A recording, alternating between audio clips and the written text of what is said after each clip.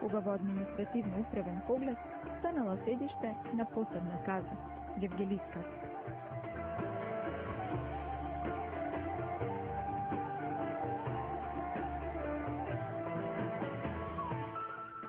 Покрај Гевгелија поминува една од најзначајните трансферзали со европски патишта, автопатот Т-75 и меѓународната железничка пруга Скопје-Солун, која ги поврзува средна и источна Европа со јужниот дел на европскиот континент.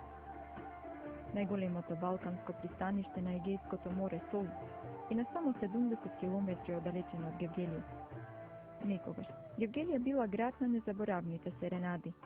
Денес Гевгелија е град на сонцето, град на топлината, која ќе им прекоси на минувачите и трговците. Таа е домакин на нивните патувања кон Блискиот исток.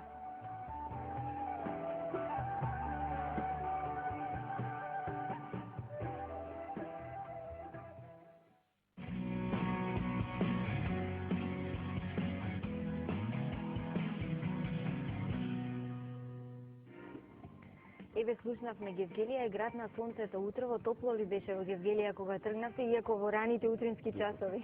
Само што беше излезено сонцето кога тргнавме, Гевгелија е вообичаено топло и ние сме си навикнати и на топлината и на сонцето. Така, јас утрово кога го имавме блокот сервисни информации ги погледнав температурите, повторно најтопол град беше во земјава утрово Гевгелија и денеска. Како летото го издржувате? На вистина е многу жешко. Па веќе ми е преидено во навикнати сме. Вообичаено кога најтопол град во Македонија кога ќе се уединили метео е Гевгелија.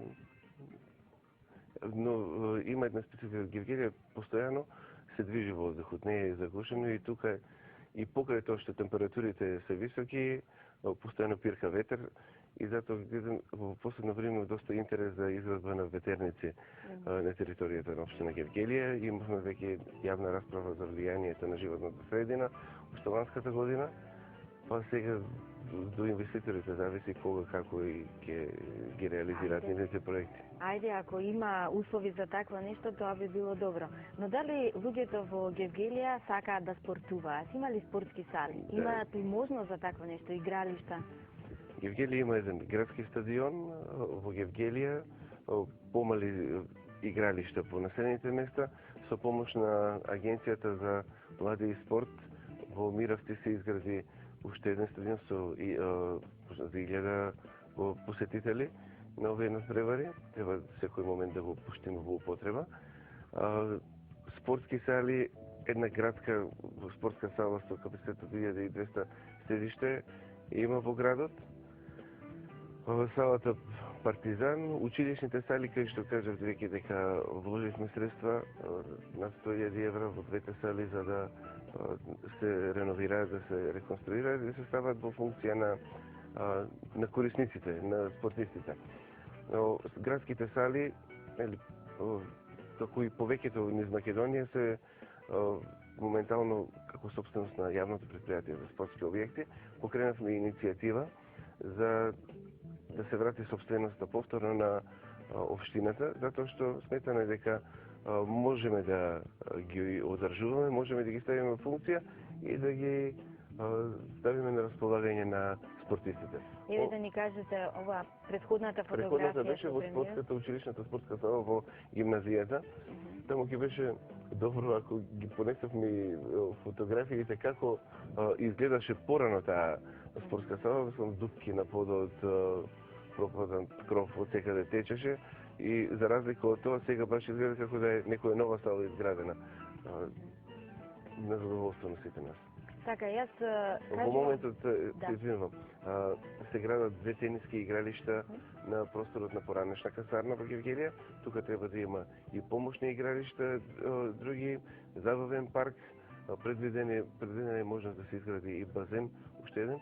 Има базен во Гевгелија, но добро кога може уште еден да се изгради и во технија постапката за обезбедување еквизите опрема за изградба на повеќе детски забавни игралишта. Значи, мора да спроведеме, иако трае подолго време таа постапка тендерска за јавни набавки, мора да го спроведеме и тоа за да може задоволство и на децата да ги изградиме овие забавни паркови. Така, јас ве прашувам за спортските сали, за спортските терени во Гевгелија, но што е со околните места? Колку е таму присутен спортот и можноста да се спортува? И уште едно прашање, дали има некоја позната личност од оваа област која што ја знаете во Гевгелија, која што се истакнала со резултати? Има ли некој спортист? Добро, се надевам дека ќе има така позвучни имиња. Тој сакав да ме прашам, ако нема досега со новиве сали ќе има. Затоа ствараме услови. Интересно е што од спортовите, значи сите се на некој начин присутни, и масовните и клубските спортови. Од сега во последно време добри резултати почнаа да бележат ракометарките од женскиот ракометен клуб Гевгелија и кошаркарите се покажуваат. Се надевам дека ќе почнат и фудбалерите да ни покажуваат добри резултати. Гевгелија е интересна затоа што на неколку наврати имаме мотокрос патека, се одржуваат балкански шампионати на мотокрос патеката и оваа патека намерено ставивме да остане патека на потекот од Гевгелија до граничниот премин Богородица. Целиот тој простор го урбанизираме за хотелски комплекси да може да се градат, но како атракција ќе остане оваа патека од ова мотокрос патека во овој дел. Мислам дека ќе биде интересно и за туристите и за посетителите. Така. Културата е важен сегмент од живеењето. Колку се присутни настаните од културата, какви манифестации организирате, што имате во план?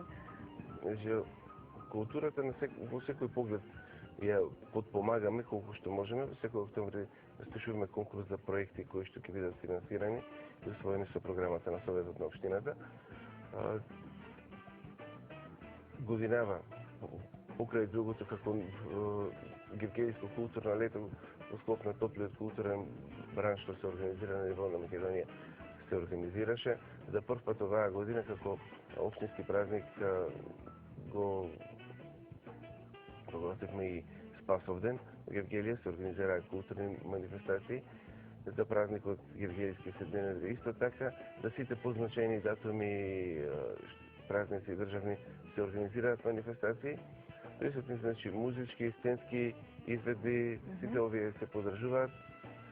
На задоволство на граѓаните на Гевгелија за Нова година организиравме организиран дочек на плоштад на Нова година и гостуваа Енергетска лампе и гевгелиски бендови и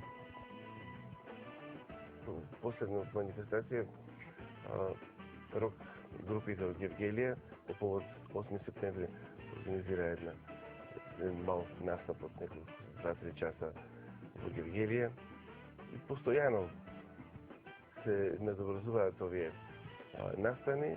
Се надевам дека уште поголема можност ќе се даде со завршувањето на реконструкцијата на театарот, да може, значи, во тој вистински амбиент за театарски представи да може да се одвива. Сега само се користат салата на Пионерскиот дом и на Домот на културата, но со завршувањето на реконструкцијата на театрот го добиеме тоа вистинското што ни треба. Гевгелија е еден од ретките градови кој што може да се пофали со убав пионерски дом. Значи, градба која што дозволува да се одвиваат настани на завидно ниво, со оглед на тоа што другите пионерски домови во другите градови се навистина крајно запуштени. Често, секоја година се одржуваше и фестивалот за деца Калинка. Да. Нешто за домот и за овие активности во домот. Го одржувате ли? Домот некогаш можеби е потешко да се одржува нешто отколку да се изгради. Така е, да. За жал, домот има проблем со кровната конструкција, со кровот, кој што во договор со Универзитетот Гоце Делчев од Штип ќе го санираме. Во Пионерскиот дом сега се одвива и наставата на овие два факултети преку Универзитетот Гоце Делчев, факултетот за туризам и за бизнес логистика. На задоволство на сите нас, интересот на студентите е огромен за запишување на овие факултети и комбинирано ќе го користиме и за културните настани кои што ги организира Пионерски дом и за изvedувањето на наставата на овие експозиции. Така, што е со фестивалите? Фестивалите ми ќе се подржат сите иницијативи за да се продолжат со нивното функционирање. Во вашата програма стои и довршување на реконструкција на ликовна галерија Амам. Јас искрено да кажам, не знаев дека и во Гевгелија има вакво нешто, но еве добро е кога комуницираат нели луѓето меѓу себе и учат и нови работи. Во Гевгелија има и Амам кој е во реконструкција.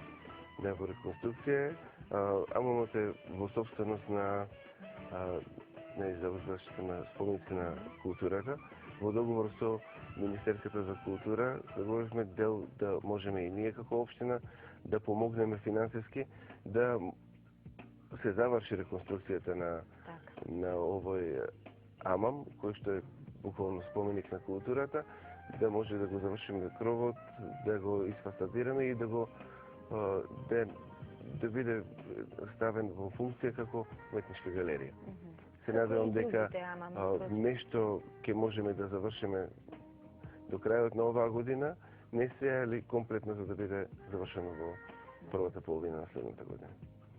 Знам дека во овој крај се организира еден настан кој што е познат и надвор од нашите граници, станува збор за Смокијадата. Оваа година се одржа ли? Се одржа, да. Времето прво не ни се погоди на 4 септември, па манифестацијата се одржи на 5. Имаше доста интерес. Интересно е, тоа е традиционално. Смоковата како овоше за југот на Македонија специфично карактеристично. На ова смоквијада се прави сладко од зрели смокви. Беше доста посетено од граѓаните како манифестација и добро е тоа да се одржува и за следната година веќе е договорено да излеземе од рамките на општината, од рамките